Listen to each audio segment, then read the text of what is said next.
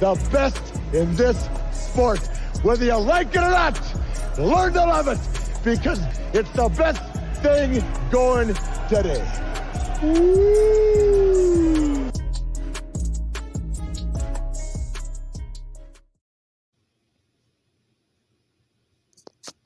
Hello, everyone. Welcome to Georgia Players Section with Tavarres and Knowshon on UGASports.com here on the channel, the biggest channel out there. You get a little cheers. You cutting it, man. You cutting off the intro here. What are we doing? You jumping the gun. See, this that's man's the thing. eager. That's the thing. You supposed to just keep it going, and me and him just go back and forth. Yeah. You know what I'm saying? Like False start on Knowshon. Hey, he was leaning forward in the He was ready to go. in the 2-point. I heard you cracking something, so I got excited. No, I listen. understand. I was leaning. Listen, as a running back, he saw that linebacker creeping up is what happened. He was ready to go punch him in the mouth. There was a pass pro, that's what he was ready. And speaking of linebackers, okay, it's only apropos. There's lots of things that are coincidental tonight, okay, because this is our 13th episode. Some people consider 13 bad luck. Some people consider it good luck, but whichever kind of luck you consider, it works out because we got Mr. Mike Luckie on with us tonight, former Georgia linebacker, now current dog dad. Mike, thank you so much for joining us. Hey, thanks for having me on. I appreciate it, guys. Oh no, this is great. We're excited to have you on and just talk a little bit about our whole goal here at Georgia Players Section. Of course, we have two dog legends that join us every week, and we like to bring on former Georgia Bulldogs. So, I know TK and Knowshon have a lot to kind of go through on your career and now the start of your son's career. So, TK, go ahead. Take it away, man. Yeah, man. Obviously, super excited. Lawson is a dog. I've had the opportunity to train him over at Chip Smith's. Yeah, it was awesome. He walked up to me. I was training some college cats. He was probably a sophomore maybe, and he walked up to me and was like, "Yo, can I train with y'all?" And I was like, "Man, what? You got some feet?" And he jumped right in there, right with them cats, and I was like, "Oh snap!" Yeah. So ever since then, man, I've been tuned into him. But my first question: when did that start? When did his love for training start? Because a lot of kids, you got to pull them in to do extra. Yeah. Lawson was in there every time I was in there, Yeah, well, I will say this. Thanks for working out with him, too. I know he's mentioned you several times. But it probably started about the time y'all boys were on the field back a long time ago, hitting the soldier boy on the sidelines and everything. But I didn't forget that. But the thing is like, with me playing – and his uncle's playing. Like it's always been a big football fan, particularly with the University of Georgia. And I wish I could take more credit for it than I probably should. But like Lawson's he's always been a driven kid. Mm-hmm. I remember just having conversations with him, kind of growing up again, coaching the teams and things like that. I think I have a unique perspective on it because I kind of know, what good looks like being around so many good players. In my time at Georgia. Mm-hmm. And I would always tell him, look, man, football is one of those sports. It's an effort sport. I mean, of course, you got to have the size, you got to have the talent and things like that. But if you put the effort, you put the work in, you're going to reap the benefits of it, It's one of the things I always try to harp on with him. And I remember busting into his room one night because I hear this clinging sound, right? And what's going on? I thought somebody was trying to break into the house or something like that. Not. And then when I walked into the room, it was a few degrees warmer. So I could tell he had been working out for a while. But this dude is in here probably 11, 10 years old, doing body squats and sit-ups and things like that. And I was like, okay, we got something to work with here. So yeah, no, 100%. I mean, I tell them all the time, like Lawson is what you want. He's a football dude. He's a football player. Like he likes to block. He likes to do the dirty work. Like, he's fun to be around. But the biggest thing that makes him the most fun is that he loves the work and he embraces the work. So, I mean, I just, hats off to you, hats off to him for being who he is. Obviously that's, has a lot to do with you. So yeah, Sauce, what you got for Mike, man? Yeah, I love that. And the thing is, we could all see that he can play. You know what I'm saying? We can see it early. And TK, You didn't tell us you had the inside scoop on him, by the way. I didn't know you were doing all this training him behind the curtains. Listen. I've dropped that knowledge on here before. You probably was. You know, Knowshon's been dealt out some CTE throughout the years. Me too, boss. You gotta watch TK, but we all know that he can ball, but we also know how stacked that tight end room is. You feel me? So, what are your thoughts on the tight end room? Number one, and then number two, would you be against him maybe redshirting? You know what I mean? Kind of getting that year underneath his belt and then coming being the man, or is that competitor and that that parent in you like, nah, I want my boy to play now? Well, of course. Of course, the pride in you wants him to kind of play early, but I think I put all the faith in the world in Kobe and I'm talking Kirby and Coach Hartley, and I think they're going to do the best thing for the team and the best thing for Lawson as well. But so I really don't feel one way or another about it, to be quite honest with you. But I do, if he's ready and he's, and if he's capable and he can help the team, man, I have no problem playing with him early. I don't think you're gonna have much of a choice. Based on how this spring went, this man was balling out. But hey, enough about your boy. Listen, we didn't just come on here to talk to you about Lawson. We came to talk about the glory days of Mike Luckie and the Luckie triplets just ruling downtown Athens. Back in the day. They're right down there. And look, I know the only reason I'm sitting right here talking to you right now is because I'm riding my son's coattails. So I'll take that. I'll be the first one. No, but we do want to talk. We do want to talk to you about that. Is got to be one of the most unique stories, not only in Georgia history but college football history. So, what was that like?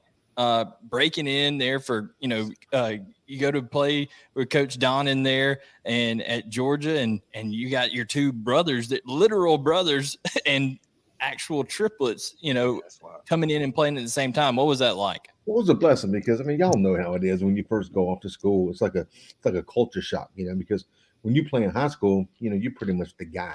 And then you're showing up on campus, you see big dudes. I don't know if you remember his name, David Weeks, and these big dudes walking around. Like it gets dark when they get around. So the shadow. It just is. And back then we used to hit all the time. It was like borderline abuse how much we'd hit. And then that first time we came in, I just remember it was like a sauna every time we walked down. And we had to walk across that big parking lot to get to the facility. You'd be exhausted by the time we got over there. But one anything else, I think, with my brother, we're all extremely close.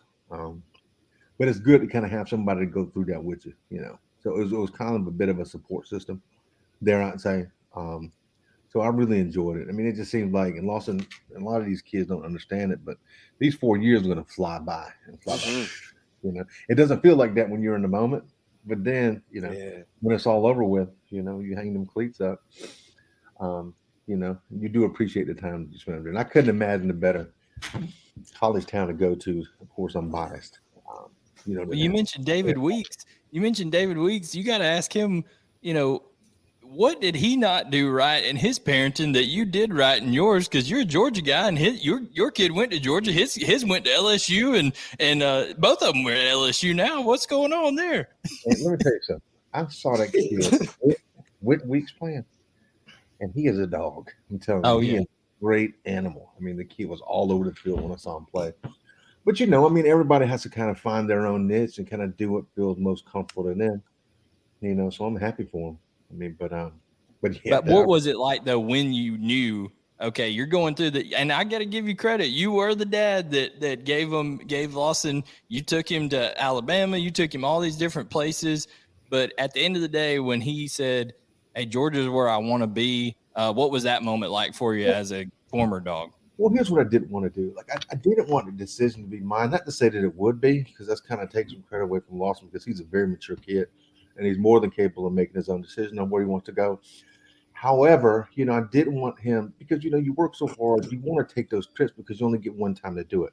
You get one time to take those trips and get exposed to different parts of the country, different programs and things like that. So what we did, I said, well, let's lay out pros and cons. Let's talk about pros and cons for each of the different places that, we want to go visit.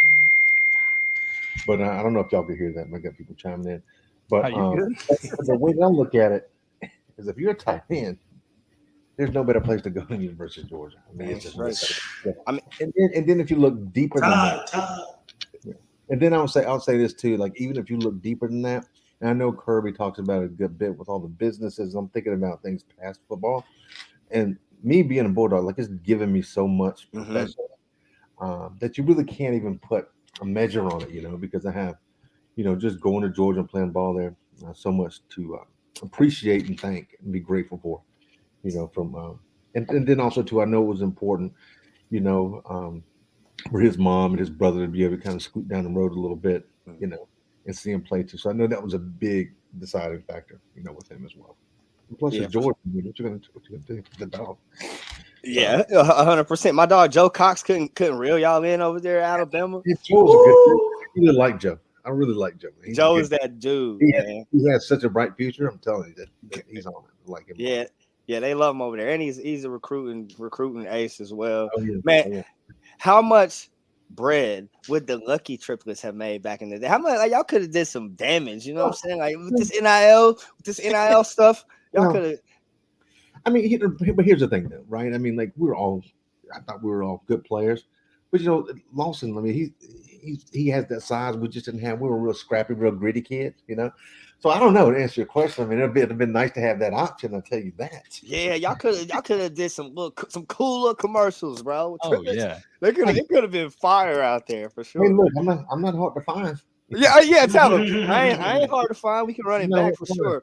Hey, but look, listen, you probably gonna have that opportunity for sure. Obviously, with your son, being who he is, I think that he's gonna have an opportunity to attack this NIL landscape. Have you guys had those conversations, about finances, about, taking care of your money, et cetera, et cetera? Yeah. As a matter of fact, it's funny you say that. I was just talking to, because kids nowadays, they just don't know. And they think this, the money's going to keep coming, all sorts of stuff. But I got him together with a really good friend of mine, kind of growing up. I trust him like a brother, super sharp guy. A guy named Dave Balance that he actually met with Lawson. I don't know, maybe about right before he went off to spring practice. So he's got all that sort of stuff in order right now. That's awesome. So yeah.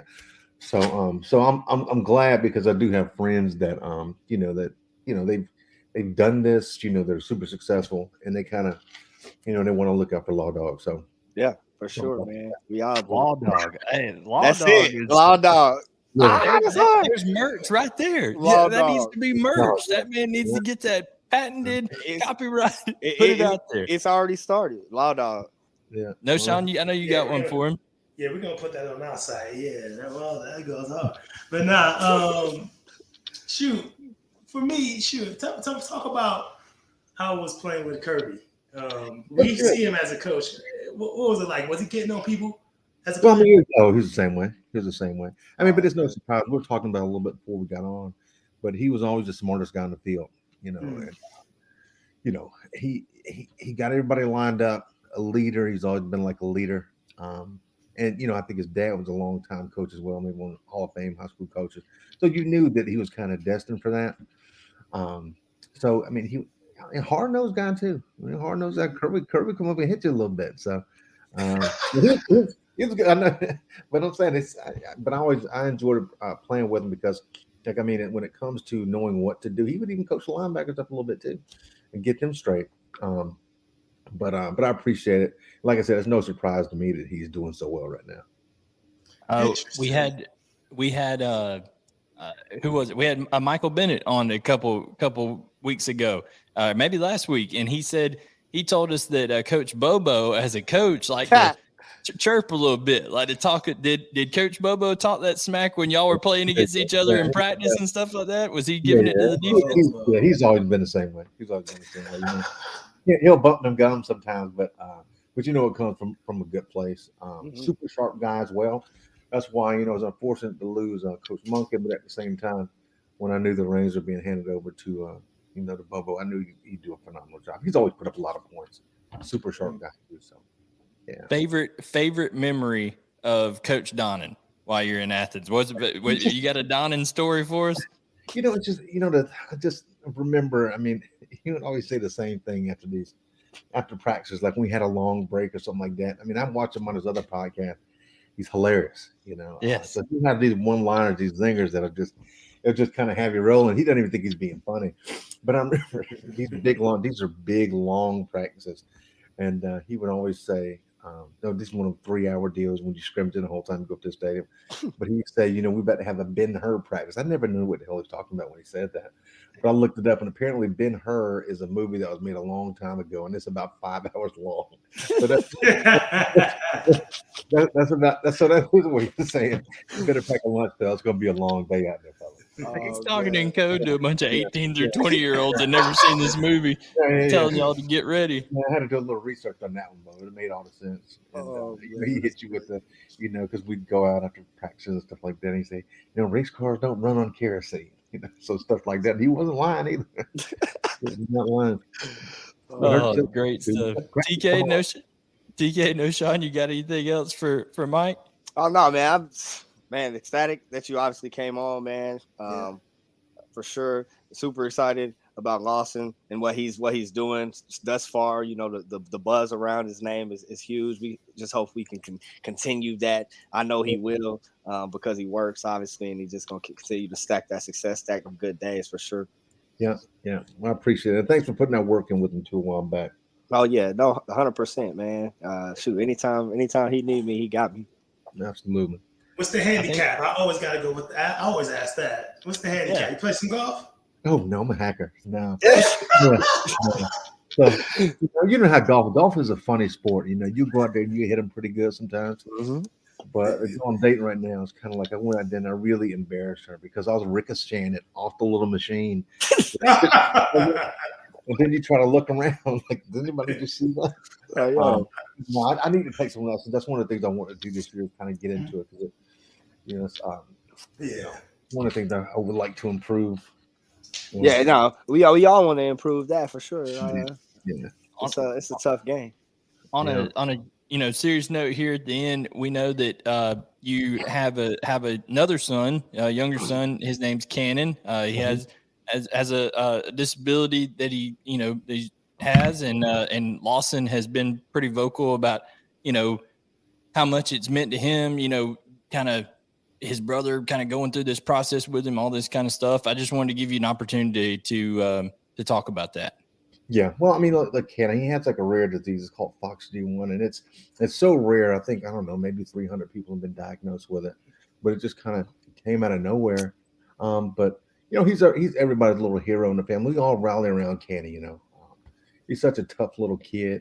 I mean, could you just imagine not be like if you're something itches you can't express, or if you're sick you can't say, hey mom, my stomach hurts or my ear hurts or something like that. But he just handled everything in stride. Just such a tough, gritty little kid, And Lawson's been, so great with him and his middle son Carter as well. And his mom's just a great mom as well. So, she does a great job of care for him. I know his grandparents are in town, so he has a big support system around him.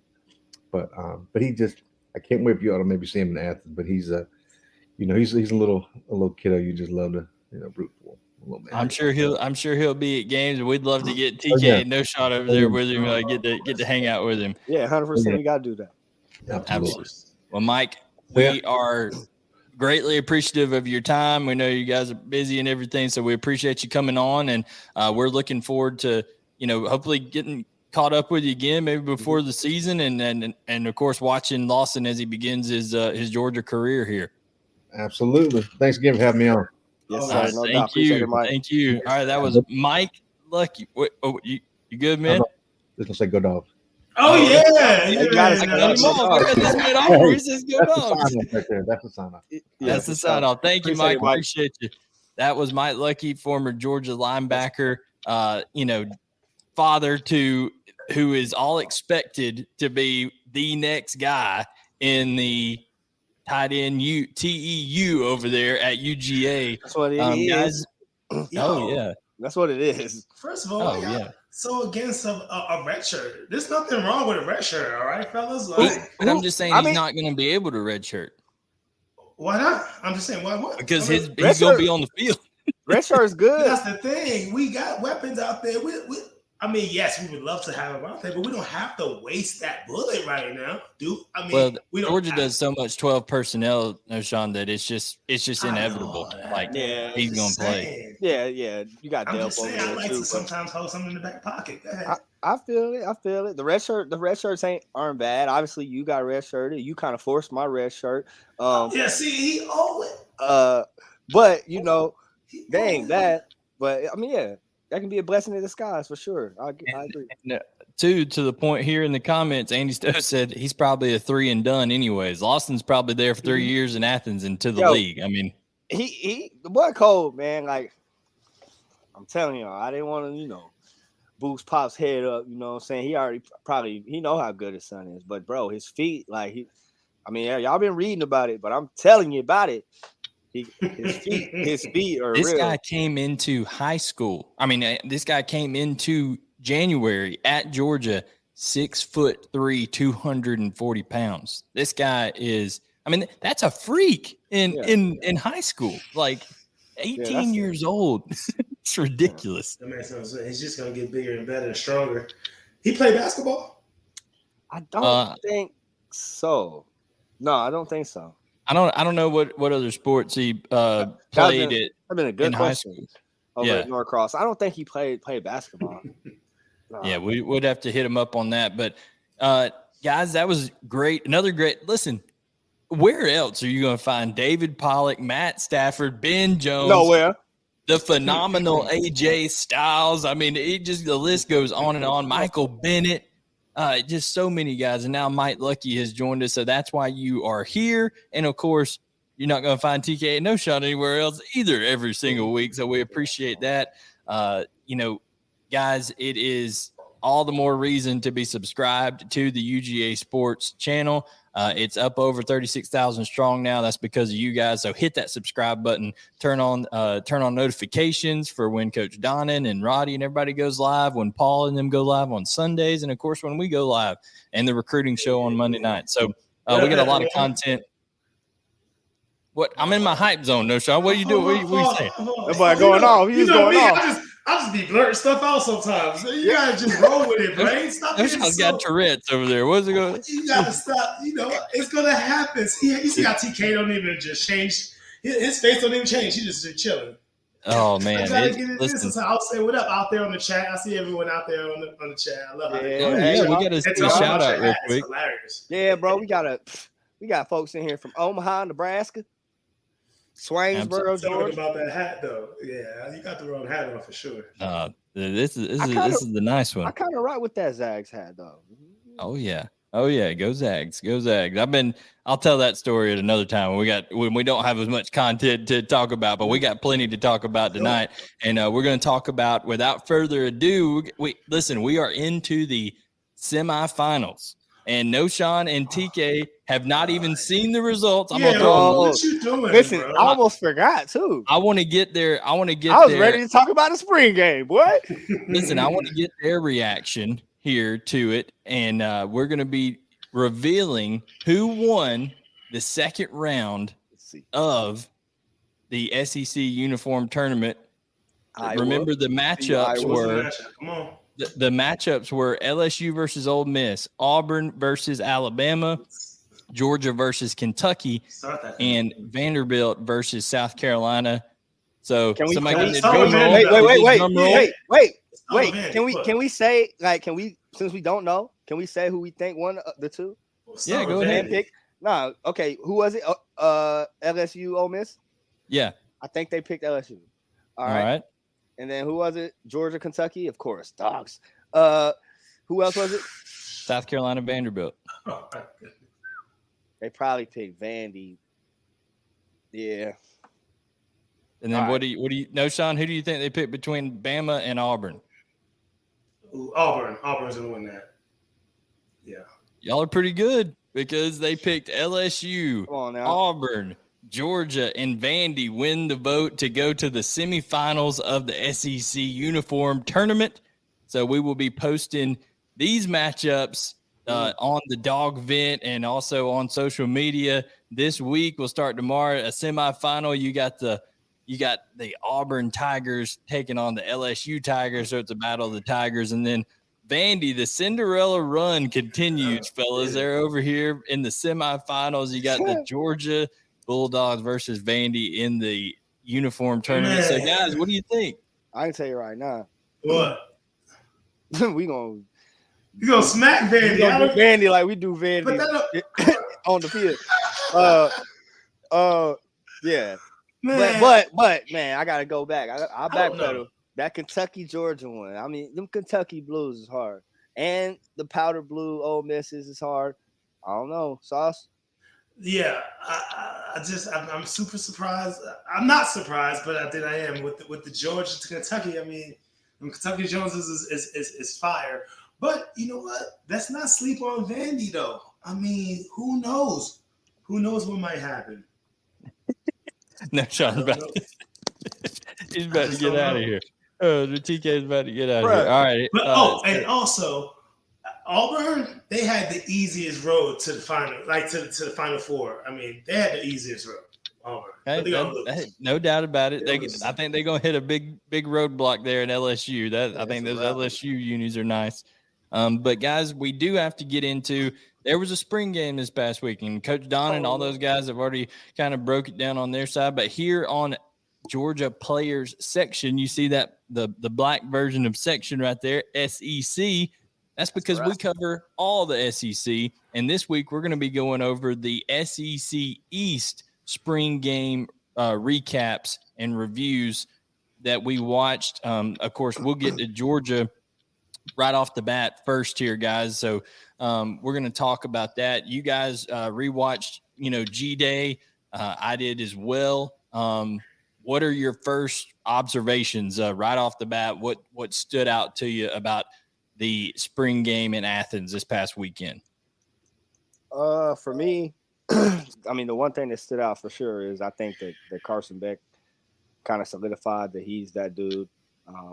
You watch the tape, he stood in there in the pocket, stood tall, stood strong, and several times went through his reads, hit the check down. And that's not an unfamiliar thing. That's not something that we're not used to. Stetson did that over and over and over and over and over again. And that's what you want to see from a quarterback. You want to see them, one, go through their reads, and then two, make the right throw to the right person, get it in a playmaker's hands. And, that's what Carson did. And, his arm talent is there. Brock Bowers down the sideline on that wheel route. We've seen that before from Stet. So there's things that were super impressive from him, for me. And I think the biggest takeaway from this, to me, this is how many weapons, and I'm so damn excited, we have in that receiver room. We got a lot of weapons out there. Go ahead, Saucy. Yeah, I have to agree with you. I think the first thing that stood out to me was, dang, that pocket that he was standing in to throw in. I was like, well, hello, someone get some pressure on him. So you love to see that. Love to see that the O-line stood in there and gave him a pocket to stand there and throw in. And you saw that last year with Stetson. Since we're on the quarterbacks, I know we're getting to some other stuff, so we might as well talk about the quarterbacks first, though. I think Stetson, like you said, he threw really well. He showed some zip. You got Stetson on the brain. I'm sorry. Yeah, I was talking about Stetson. You can't forget about that man. Well, because I'm gonna mention him really because I agree with everything you said about Carson Beck. Show some zip. He put them balls on the money where he needed to put it. But I think the biggest, I won't say concern, but I can't wait to see, would be, can he stand in that pocket and take a punch in the face like Stetson would? You know what I mean? Stetson would take a shot, and stand up, and then that next play, throw a bullet and put that thing on the money. You know what I'm saying? So you can't take that a bullet. He'll throw a bullet. Oh, man. Here they go. But no, you can't take that away from him. His toughness was up there with among some of the best, So I think that would be my biggest, concern about Beck, because can he do that? And we're going to see this year. He's going to get hit a couple times, and can he get up the next play, and to not be rattled and make the throw. But Great. Yeah, I think that's great. Great observation on the pocket. Like I said, he was standing in there tall, looking downfield, going through reads. Yeah. Obviously, able to hit the check down. So when you're able to do that, you obviously have great protection. Even though, but like even a takeaway I got from we talking about quarterbacks. The takeaway I got from him, Carson, is, bro, he was on the money with the rock all day. Really, I think he was 13 for 18, but I think he should have been like 16 for 18. You know, some of those, I think Oscar Delp lost one in the sun, and then some of those were, you know, on some of the guys out wide. But I think he was just super impressive. Who do you think that the number 2 receiver, or excuse me, who do you think the number 2 is? Did Tim had a great question there? Did Brock do enough to kind of, you know, win that from Gunner? I don't know. I like the. Hey, got it, man. Let me answer that first, because I don't know though, because I like the way that Gunner looked. I mean, we all know that he can do it with his legs, and there was a couple times he showed that. But can he consistently make those throws though? Is the biggest question though. There was a couple in there that he tried to force in there that just didn't pan out. Yeah, blame him up, huh? I was just gonna say, I think that's the bigger battle here going into the summer is who becomes the number 2, because I think there is a large separation between 1 and 2 in my opinion. Well, I like this question from Alex Page. With all those weapons, my fault. With all these weapons, will a receiver or Brock break the 1,000-yard mark this fall? As we all know, only one guy ever to get TE to get 1,000. That was Terrence Edwards. Yo, and we need to have TE on the show. Hey, I'm all for it. Just all right. Dial him up. TE. All right, I got it. Dial him up. And then after that, TK was the closest he got in the 950s. And then last year, Brock Bowers got 972. Now, the thing about Brock Bowers is in his first 2 years, he's accumulated over 1,800 yards receiving, and he is 1,270 away from being the all-time record holder at Georgia in receiving yards in 3 years. That's compared to what Terrence Edwards did in 4. So Brock, if he has a huge year, if he sets the all-time record and goes over 1,000, gets to 1,270, he's Georgia's all-time leading receiver ever. Whether he makes it or not, guys, that just shows you how much of a freak Brock Bowers has been during his career at Georgia. Listen, that's I mean, we talk about it all the time. Getting a stack is hard in our league, and yeah, I mean, hats off to TE for doing it, but shoot, like Brock, he might get it, bro. He may, just with how versatile he is and how we use him, and how special he is. But I mean, Unc said something, bro. We added so many additions in Dominic Lovett and Ra. You saw those freshman cats just making plays. Makai, you saw guys just making plays. Arian Smith, like everybody's just making plays. I'm just like, yo.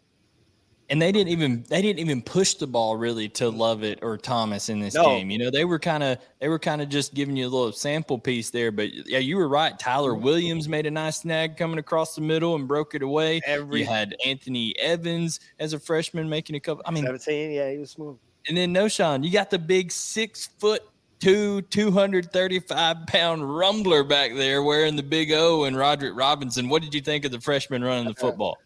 Yeah, I mean, first of all, that 0 looks interesting. I think I might like it. It looked all right on him. In the backfield? Yeah, it looked okay on him. You know what I'm saying? I was like, all right, I might can dig that. But in all, when it's coming, I could just hear it now. Y'all like, man, he hard on them backs. It wasn't super impressive. It was just a regular day at the office, honestly. I mean, yeah, Robinson, he ran hard. But it wasn't anything special. You know what I'm saying? I mean, I expect that out of, a 6 foot, 235 pound, running back to run downhill. But I didn't see any wiggle. I didn't see anything sexy. Maybe they're just holding it, and saving it for when it really counts. But I just thought they played downhill. They got some decent amount of yards, but it was an okay day. But we always talk about, man, we got to be versatile as a back. and catching the ball at the backfield is a big thing. And I think Roger dropped one out of the backfield, almost got it picked off in the middle of the field, and we can't see that. So a little bit to work on, but just another day at the office.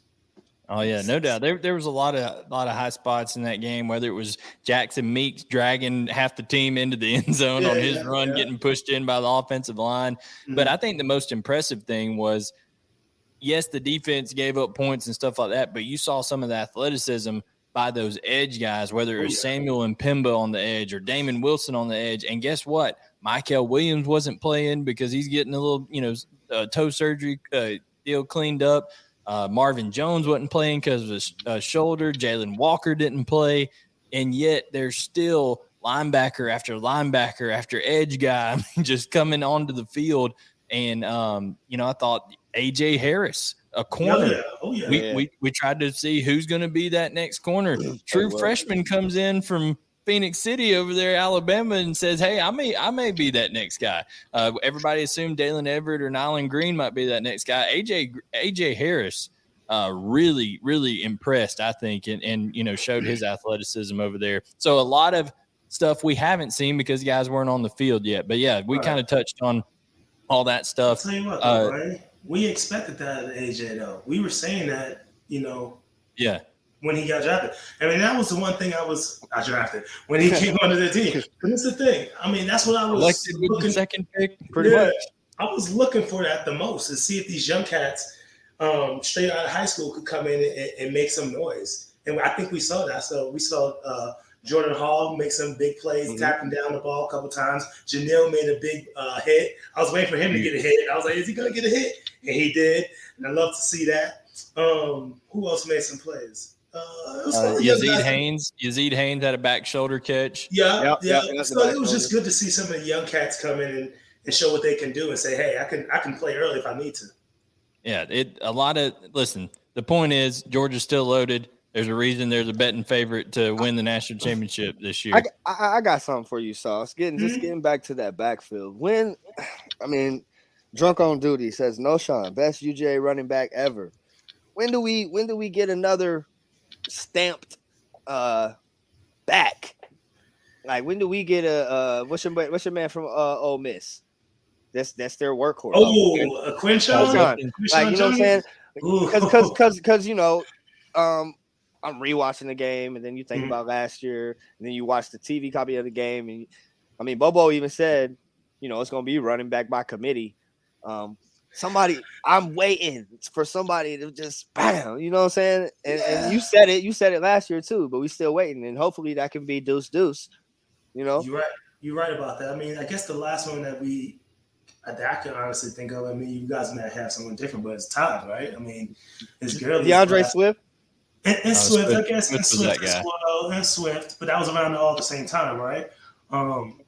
So yeah, I think that's maybe just how they're recruiting too, is that, hey, it's going to be more than one guy, but at the same time, you still want to see that, when that one guy get the ball, you're like, that's him. Yeah.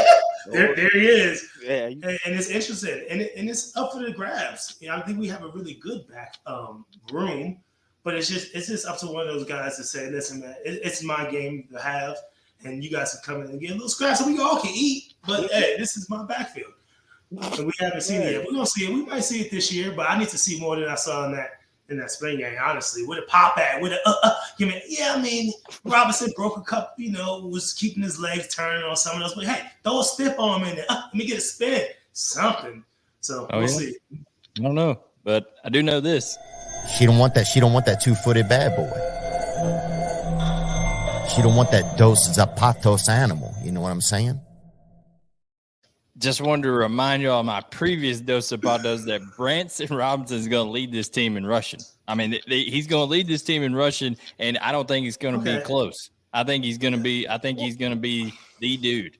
Because I think it's going to be his yards after contact that these other guys. I think Roderick Robinson, because of his size, could generate some of it, but he doesn't have necessarily the same explosiveness that Branson does. He is a Tim. Guy deadlifts over 700 pounds. I mean, that's ridiculous. So I think that's my Dos Zapatos prediction that Branson Robinson is going to turn into that next Georgia great back right there. It's funny though. It ain't hard to stand on 10 toes on that one. I mean, all right, we're gonna see. He picked the best back out of the group. I mean, yeah, right. And he also one of the unproven ones. I mean, it's not like I said Kendall Milton's going to be. That would be the easy route to go. Okay, so what's the second running back numbers then? It's going to be 200 less yards. Oh, I think the disparity could be 250 yards. He's writing it down. 250 yards. I don't think so, bro. Because kind of what Andy said, bro. And again, Bobo said it. Like it's gonna be committee. It's gonna be running back by committee. I don't know if we've got some. There's every back there is a dog. Yeah, for sure. But sometimes the best ability is availability. You're correct. So what Andy said, it might be what you want, and it's situational. Just like you got to have a back that can catch out of the backfield. But you gotta have that. But we got all those receivers though too. It's like, bro, listen. We got to put a bow on Georgia because, listen, TK got a call with Nicaragua here in a little while. My fault. Yeah, we got to wrap up Georgia. We got a couple more. Listen, there's no point in really talking about Florida a whole lot because I didn't even share with y'all to review that one. But it was a dumpster. 10-7. How your guy Mertz look? 10-7 and Graham Mertz and Jack Miller, they both struggled. I ain't watched the biggest, I didn't tell y'all about that. The biggest thing, listen, the biggest thing that I got to show you is what Lane Kiffin did. Okay, did y'all see our man Kiffin during the game? No, and he's already. No, he hadn't deleted it. Let me share this with you. Lane Kiffin is not one to, he's not one to. He just doesn't care. Like he's going to come out, he's going to have fun, he's going to say what he's going to say. He doesn't take himself too seriously nowadays. But I'm going to save this tweet right here and pop it up on the screen. Lane Kiffin is a pretty big fan of getting on the social media, okay? And he is he likes to stir it up a little bit. I think he likes to make guys nervous because when he knows that he's going to see him in these pre-game handshakes and all that, he likes to get that mental advantage or something on them, But Lane, this is what my man put on the screen or put on Twitter. 7-7 in the fourth quarter, and he gives it the fire emoji and tags the Florida Gator account. Oh my God. Lane has no chill. Okay, he has no chill, and that's what I love. Yeah, absolutely. And we will talk about Ole Miss's next week, their spring game. Plenty to talk about there because they have a quarterback battle. But speaking of quarterback battle, guys, we're going to go up to Knoxville and talk about Tennessee's spring game real quick. Of course, TK's already put the Dos Zapatos down with Joe Milton saying he's going to have – I think that looked a little bit in jeopardy this week because I don't know. Joe Milton again? Let me rewrite it. Milton, what? Milton? He was going to have a good year. Hold on, bro. No, you said more than that. Up on me. You said more than that. I did. I said he was going to have a great year and he was going to be the starter. That's all I said. You said he's going to be that good the whole year and he ain't got them shits. You ain't got them. You only do that for Blaine. Nah, I believe both of y'all really because I gotta watch that. You said something. Hold on, ain't got no shit. Bro. I know what I said. You said something about he gonna be. It was something up there, like something about yards or something. It was something. You know what? I did say that. I said he'll lead the SEC. Something because of that offense. It was something. Listen, like that. Chris Foster's a Tennessee guy. He says there is no quarterback battle in Knoxville. I'm just telling you, there is a quarterback battle in Knoxville, and here's why. Wait a minute, Chris. Speak on that. He's trying to say that Joe Milton's going to be the guy and all this kind of stuff. Don't talk about Chris. I'm just telling you, when you saw Nico this week and you saw the buzz that it generated and all this kind of stuff, there's a reason this guy's getting paid big money by Tennessee. And what did I say? Stop it with as soon as there's a little bit of problems, as soon as, and we saw it a couple times in this game, Joe Milton threw the ball so hard over the middle that I think it knocked somebody's heart out of rhythm, one of them receivers, and they had to go to the sideline and get a jolt real quick over there because I'm just telling you, this guy's puncturing aortas with the football over there. Bro, he gets the ball out so fast. He get the ball out. It is ridiculous. Like on the screen, you love it. You probably love it until it got to you. But bro, stop it. Bro, you gotta stop it though with the whole just because they paid him, they gotta play him. You're paying the kid to come to the school, and at some point get out on the field. I mean, if he leaves, he leaves. You don't gotta pay him, but at the same time, you get him to come to the school. It's just right? different. It's just different with the NIL. You don't want to put a product out on the field where he's not ready. You want to just because you paid him, you want to put him on the field and he don't win. He has to be ready.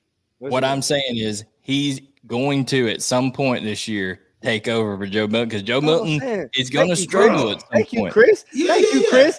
Look at the list of everybody that didn't play on the offense, bro. I don't care. What do you mean? I don't care. What? Okay. How good did Blaine making me do it? How good did Carson Beck look on Saturday? Really good. What did he have around him? He had all his pieces almost. Thank you. So I'm not talking about how he looked. Joe Milton, in terms of throwing the ball, I mean, he's got the arm talent, but you gotta have the ability to know. I don't care who you're throwing it to. If it's 10 yards away from you, you can change the velocity of that ball a little bit, make it a catchable ball. You know what I'm saying? Man, look, the ball that punctured Buddy's lung. Somebody gonna catch. One of them boys gonna catch that. But listen, Go you first. Y'all go ahead. Go ahead. Well, no, that's what I was gonna say. I mean, Milton. I don't think Milton. He looked that good. I mean, he didn't look that great out there. Yeah, he made some good throws. He has an arm. We all think he has an arm, right? But he didn't look perfect. But to think that Nico is going to come in and take the job at some point, I think he's just he's raw right now. You can kind of see it in his game. There was a little bit too many times where he gets stuck on the receiver. And I think in this league, you can't get stuck on the receiver just waiting for him to hit the slant, waiting for him to hit the end cut. You kind of got to manipulate the defense with your eyes a little bit. And I think he's very young, and he has to develop that with reps. And I like him though. I mean, I wrote in my notes. I love how he looked out there. I just think he needs more reps just because of those little instances. And he can run, but honestly, I think if there's a guy that's gonna maybe take the jump before him because he's so raw, is Gaston Moore. I like Moore, man. I like the way he looked out there. I think he made some really good throws there in the red zone. He put him on a dime and got scores on the board, and he showed he could do it with his legs a little bit. So I think they would kind of give Moore a shot before they did Nico. Nico was like, all right, this is our last resort. Let's go Nico in. You think they're going to put him in just because of the money. But I'm looking at his game, right? Here's what I'm telling you. What y'all don't understand is what Lane Kiffin has said the whole time. He said, if this NIL continues to go the way it is, where people are getting paid big money by boosters, at some point, but at some point, the people who control the purse strings are going to end up making the decisions. And no matter how much, if Tennessee, which I don't think Tennessee will have as good of a year this year as they had last year. And when that starts you get a little bit of heat, little bit of heat there and start saying, oh, well, the expectations aren't well. If Joe Milton, doesn't do as well early on because had Hendon Hooker who balled out last year, people are going to start chirping. And those people that are writing the millions and millions of dollars worth of checks over there. Now you're going too far. You let it go last week. Stop it. Yeah. They're going to be. You can't put a product out there that's not ready, though. Okay, I understand where you're coming from, and I can understand that people. If Joe Milton wins the Heisman, then it's fine. If Joe Milton's going out there and balling out, then that's fine. But I don't think he will the whole season. No, I don't think so either, man. But I don't want to put a product out there that's not ready. I think we didn't see, and this is just, I don't think we saw a Tennessee offense in its entirety for sure. Because I think their offense, I think their scheme, Josh Heupel's system plays to a Joe Milton. We're going to run these 4 verts. You throw that bit as far as you can. Don't throw it out the stadium and let Squirrel White run under it. Bro, I think Squirrel White's going to have to be the one to run under it. Yeah, for sure. I think, bro, I really think if they get the defense handled because you got the backfield. We didn't even talk about the backfield because they didn't play. Tennessee, I will give Tennessee credit. And Knowshon, we talked about this. Those running backs are strong. I mean, and they didn't even play. Their best running backs weren't playing, but I was impressed with the guy like Jabari Small. Jabari Small didn't play. Jalen Wright didn't play. Nope. But Cam Selden, Cam Selden looks nice, bro. I like Deshaun Bishop. I think but the reason why I like Cameron Sheldon, I like his versatility, man. They put him out wide a couple times. He caught the ball. So I think that's a really great weapon to put on a DB, a smaller DB. But his versatility is really great. So yeah, that backfield for probably a couple years to come is going to be great. Put Chris's question up there as well. He said, so if Carson, here's the difference. Joe Milton hadn't won a national championship. Stetson did the year previous, and he won it in the fourth quarter. There's the difference. I mean, that is the difference. That's why they stuck with Stetson last year in any kind of still winning games. But so for real though, just because you pay a guy, you put him on the field just to lose? Or do you wait? Yes, you got into your school with paying him. I didn't say he was going to start game one. I know that. Hello? I'm just asking. You play to win the game. I'm telling y'all, this changes the game. This changes the game because nobody's been paid like this. We understand money talks in every aspect of the world, in anything you do. Money gonna talk, bro. But if you want to win the game, bro, like if you're not gonna put him out. They ain't gonna be like, hey, man. No, if Joe's undefeated in November, they ain't doing that. Then they ain't doing it. But that's not going to happen. Tell me your thoughts on Gaston Moore, though. Gaston Moore's a walk on. He just knows the system. He's been a guy that knows the system because he was at UCF with him. I get that. They don't give him a chance now, never. So why is he there? He might as well go ahead and transfer. There's a little bit of a hurdle there. There's about 8 million hurdles that are preventing him from getting that spot. Well, yeah, I can see that, but he might as well just go ahead and take off, honestly, because I think he can play somewhere else. Yeah, I mean, he certainly looked good. And listen, in the transfer portal, that was big for that kid. The transfer portal era, that's big for him to show, hey, I can ball out, I can do this kind of stuff, and it helps him have depth. But Tennessee's biggest problem is, are they going to be better on the back end on defense? Sorry. Yeah, well, O-line that did not look shaky. I was like, oh my goodness. I'll tell you who O-line looked bad. We'll talk about it in a second. DK got about 8 minutes, and we got to get South Carolina in. Yeah, I know it. Yeah, the defense though. I don't know about the defense, bro. Still, the jury still is heavy out on their defense. I mean, guys like Christian Charles from Gainesville, Georgia, he's gonna have to step up and show a little bit of improvement. Danico Slaughter, those kind of guys on the back end. So we'll see what happens. And the O-line did struggle at times, but hey, there's also some guys that weren't playing. But it was there's also some guys missing up front on both sides. So you got to say that. The D line had 3 guys missing. OL had a guy missing. So we'll see. We will see. Now, South Carolina. I think we'll be much more unified on this one. I think the Gamecocks have been, with some of their talking on podcasts and all this others. I think they've been writing some checks with their mouth that their tush can't cash. You know what I'm saying? Yeah. Because did not look crisp in that spring game. And listen, I know it's a spring game. I know you got guys out, but still, you want to look clean. You want to look like you're getting things going. And 19-17 in double overtime over there in Columbia. Them boys played extra time. There was a few things that I noticed. I'm calling compliance, man. They got overboard. You want to talk about compliance? All right. Why were they tackling the quarterback? Y'all saw that? I was like, bro, the quarterback's a full go. I'm talking about hitting their arm on throws, tackling. I don't think that was supposed to happen. I think that's just some. It was happening. It didn't happen to Rattler. It should happen. I know it didn't happen to Rattler, when I watched that. But they were tackling. I was so surprised. Let's start with the positive. Okay, let's start with the positive for him. Trey Knox is a nice tight end. Trey Knox is nice. Juice out wide. Juice Wells is nice. Juice looked really good. I mean, they got a couple pieces. I wasn't very impressed, Sauce, in that backfield. No. But their O-line, you talk about Swiss cheese. Well, and then, you hate to see this, but Jalen Nichols goes down with a knee injury and what looks to be an apparently serious knee injury at left tackle. And that's your starting left tackle that goes down in the spring game. That is not good. And that could really be a big development for South Carolina this year. Listen, Juice Wells is really their only proven playmaker that returns. Xavier Leggett, the most yards he's ever had in his season, 164 yards receiving in a season over there. Amari Brown, not necessarily a superstar yet. Eddie Lewis transfers in.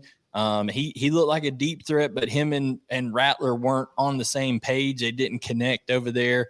But you talk about running backs. Listen, Knowshon, I think Juju McDowell, DeCarrion Joyner, these are two guys that are good change-up players, but neither one of them is a feature back in the SEC. No, not at all. I mean, and it didn't help that the line didn't look and didn't go out there and play their best spring game. But at the same time, it just didn't look like any pop was back there either. But, we did say that this spring game, we'll see what happens. But, as far as Rattler looked, I mean, he just looked like he looked. I was thinking that he did have a little more zip on it. I wasn't expecting that much zip. I was like, he must have gained a little more zip this year, but it wasn't special. It was just all in all, too much pressure on him, sitting in the pocket. So, and it was a short day for him too. I mean, he only had like 8 plays and he was done. I definitely think that we saw both sides of Spencer Rattler kind of in this one. Like you saw you saw the really good, some pretty good throws, and then you saw like, what the hell are you doing? Some of that too. Yeah. So jury's still out on if he'll have a good year. Anybody? Do I remember? Nah, nobody Bazatos Patos that I don't think. No, listen, the O-line gave up 10 sacks in this game. Okay, 10 sacks in this game. It was Tom and rough. Jerry cheese. And I think part of the problem here for South Carolina, you look at some of the guys who popped really in this game and guys they're going to be dependent on heavily, they're freshmen. Jalen Kilgore, Grayson Howard, both guys from inside the state of Georgia are going to have to play early. Stone Blanton, he's going to be a guy on the inside, especially if Mo Kaba is not back from his knee injury from last year. We'll see how he does. Tonka Hemingway, he's kind of coming back up front to see if he can do some things. They have a little bit of experience up front, but it's going to be a lot of young guys that they're freshmen. They're counting on to kind of come in and supplement these holes that they have, especially with the 2 corners they lost to the NFL. Cam Smith's going to be a high draft pick. I mean, so it's going to be interesting to see how that all plays out. But TK, I know you're about to have to run on and handle some business here. So what do you got for us as we sign off here? What do you got for the people? Man, nothing, man. Just enjoy your weekends. Enjoy your peoples. Appreciate y'all, boys. Appreciate you, Mike Luckie, for coming on the show for sure. That was dope. And yeah, man. Boy, I was balling today on that course, Sauce. What you hit? Well, we ain't gonna talk about what I shot. I did some real impressive stuff. But it felt good, is what he said. Yeah. You know how man, I dunked one out the sand, boy. Dunked it like that always Shaq. Feels good, all right. Like Shaq out the sand. It was bow. I was like, oh my goodness. Dude I was playing with was like, well, you don't need your putter. I said, damn, so don't, brother. But nah, man. Oh, good. Sorry, man. I was going to get Knowshon to get us with the SEC West. Tell people we'll have Alabama and LSU to talk about next week, and Ole Miss. Yeah, man. I'm looking forward to it at some point if they even have one. I need to see the Heisman candidate out there throwing that thing. So I can't wait for them. Kentucky's keeping it closed. Kentucky said no spring game. No. No, because it's going to be so. They don't have one for real? Under Liam Cohen. They don't even want people to see it yet. You know what I'm saying? People ain't prepared for it. That's what's going to happen. Okay. Well, yeah, we have some good stuff coming up. So. Chris wants us to rank the RB rooms. Hey, levels. We're going to do that. We'll get our RB rooms on levels. Our man TK's got to get on a business call. We appreciate you guys. For Tavarres King, Knowshon Moreno, I am Blaine Gilmer, and we'll catch you next time on Georgia Players Section with Tavarres and Knowshon on UGASports.com.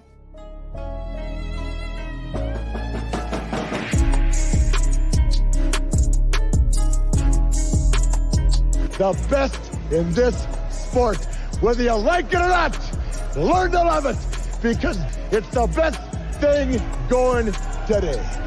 Woo!